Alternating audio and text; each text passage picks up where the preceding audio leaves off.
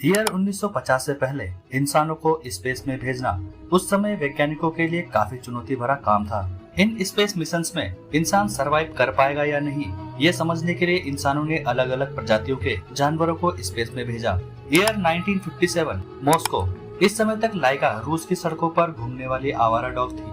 उस समय लाइका की उम्र मात्र 3 साल थी जब लाइका को रूस द्वारा एक ऐसे स्पेस मिशन के लिए चुना गया जहां से वो कभी वापस नहीं आने वाली थी। इस समय तक सोवियत स्पेस एजेंसी द्वारा स्पुतनिक 1 को स्पेस में लॉन्च किया जा चुका था, लेकिन स्पुतनिक 1 में कोई भी जीवित प्राणी नहीं था और इसी वजह से रशियन साइंटिस्ट चाहते थे कि वे अपने अगले स्पेस मिशन में किसी जिंदा जीव को स्पेस में भेजें, लेकिन वो इस स्पेस मिशन को जल्द से जल्द पूरा कर लेना चाहते थे और इसलिए लाइका को जिस स्पेस शिप में भेजा जाना था उसे तैयार करने के लिए वैज्ञानिकों को केवल 4 हफ्ते का ही समय मिला था। इस स्पेस शिप का नाम था स्पुतनिक 2 और इसे स्पेशली एक डॉग के लिए ही डिजाइन किया गया था। इस स्पेस शिप में एक कार्बन डाइऑक्साइड एब्जॉर्बर, एक ऑक्सीजन जनरेटर और एक फैन था जो लाइका को ठंडा रख सके।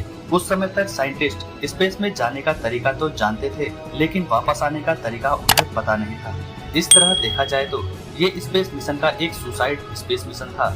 साइंटिस्ट जानते थे लाइका कभी वापस लौट के नहीं आने वाली थी और इसलिए स्पेस साइंटिस्ट लाइका को उसके मिशन पर जाने के एक दिन पहले अपने घर लेकर गया और अपने बच्चों के साथ खेलने दिया। लाइका खुश थी, इस बात से अनजान कि वो अब बस कुछ दिनों की ही मेहमान है और अगले 3 दिन तक लाइका को चेन से बांधकर स्पुतनिक 2 के छोटे से केबिन में रखा गया ताकि उसे इस सिचुएशन की आदत हो जाए। 3 नवंबर 1957 को स्पुतनिक 2 लाइका को अंतरिक्ष की ओर लेकर चल पड़ा, लेकिन स्पेसशिप के टेक्निकल फॉल्ट के चलते स्पेसशिप का एक हिस्सा रॉकेट से अलग नहीं हो पाया और लाइका के केबिन का टेम्परेचर तेजी से बढ़ने लगा।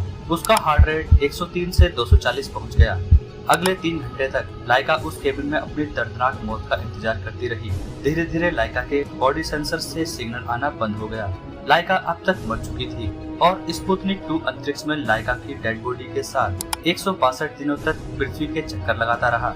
14 अप्रैल 1958 को स्पुतनिक 2 लाइका के साथ ही अर्थ के एटमॉस्फेयर में जलकर खत्म हो गया। इसके बाद लाइका के सम्मान में रशियन गवर्नमेंट ने लाइका का एक स्टेचू बनवा दिया जहां लाइका की ट्रेनिंग हुई थी। पर क्या इंसानों के स्पेस मिशन को एडवांस और डेवलप करने के लिए लाइका जैसे जीवों का बलिदान उचित है? इस पर अपनी राय हमें जरूर बताएं। मिलते हैं आपसे अगले वीडियो में। धन्यवाद। जय हिंद।